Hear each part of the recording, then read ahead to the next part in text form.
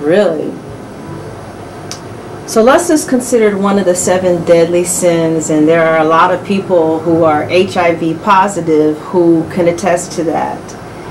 There was a panel over here in Glendale, and the speakers were talking about how they wish they would have taken an inventory of their lust more often. And we were like, an inventory of our lust? Huh?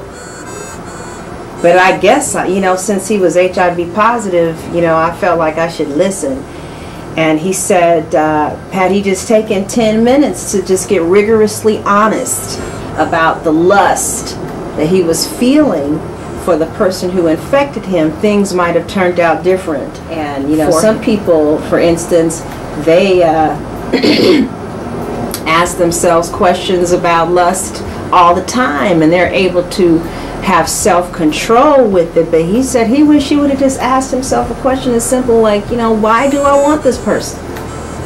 You know, because sometimes the desire of lust doesn't have anything to do with sex, but if we don't see what's beneath the lust, then we don't know really what's going on. And sometimes the reason that I feel lust for the person, it was no reason to be having sex for them at all.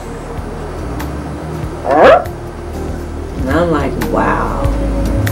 Sometimes we might feel lust for a person and it has nothing to do with a sexual component at all. And sometimes it does. I mean, sometimes we feel lust for someone and they legitimately do have a lot of the qualities that we would like to have in a long-term committed relationship.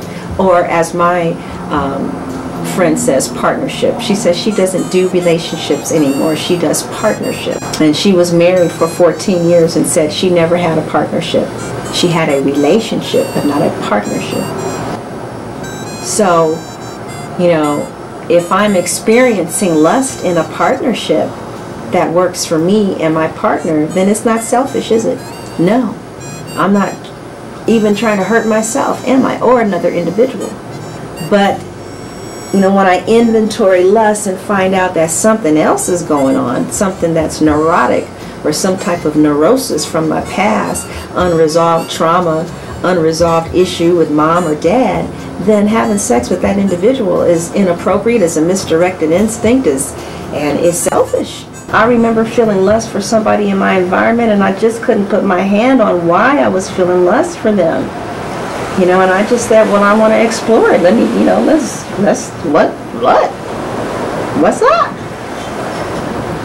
But as I obeyed this HIV positive person, I just inventoried it exactly like he said.